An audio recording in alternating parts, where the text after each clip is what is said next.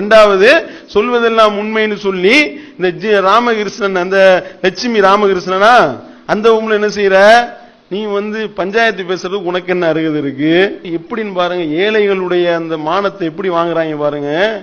அந்த ஏழைகள் என்றால் அவ்வளவு இலக்காரமா உங்களுக்கு அவ்வளவு பலவீனமானவர்களை கூட்டிட்டு உட்கார வச்சு சொல்லுங்க உங்க கணவர் உங்களை எப்படி திட்டினாரு, நீங்க உங்க புருஷங்காரர் உங்களை எப்படி அடிச்சாரு, நீங்க உங்க மனைவிட்ட எப்படிலாம் அடிவாங்க சொல்லுங்க என்று சொல்லி ஊரறிய அம்புனை ரெக்கார்டு பண்ணி அவர்களுடைய பலவீனத்தையும் அவருடைய இயலாமையும் அவருடைய ஏழ்மையையும் அவருடைய வறுமையையும் பயன்படுத்தி கொண்டு அவருடைய ரத்தத்தை உறிஞ்சிரிய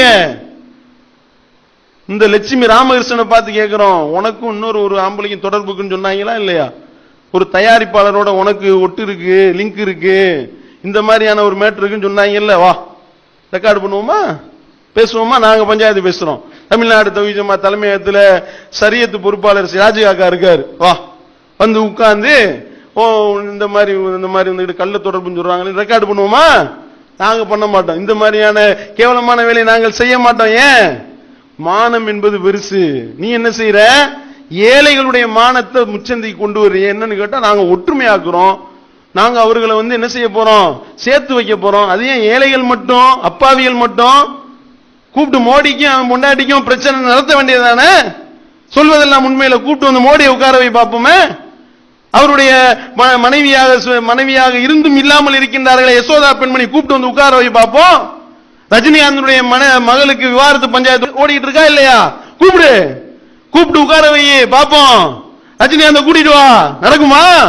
அப்ப ஏழைகளுடைய ரத்தம்னா உனக்கு இலக்காரமா போச்சா? அப்பாவிகள் என்றால் அவர்களுடைய அந்த பேச்சுக்கள் எல்லாம் உங்களுக்கு டிஆர்பி ரேட்டிங் உடைய அந்த எண்ணிக்கையை கூட்டி காசு சம்பாதிக்கக்கூடிய வேலையை பாக்குறீங்களே, கேவலமா இல்ல இதெல்லாம் உங்களுக்கு? இப்படி அடுத்தவருடைய ரத்தத்தை உறிஞ்சி உங்களுடைய வாழ்க்கையை நடத்தணுமா? சிந்திக்கணுமா இல்லையாங்க? இந்த மாதிரி ஒற்றுமையை ஏற்படுத்துன்னு சொல்றீங்களே, புருஷனும் முண்டாட்டி அடிச்சுக்கிட்டு நாரக்கூடியதை டிவிடி ஆக்கி போட்டு விட்டா அவன் காலத்துக்கு சேர முடியுமாங்க?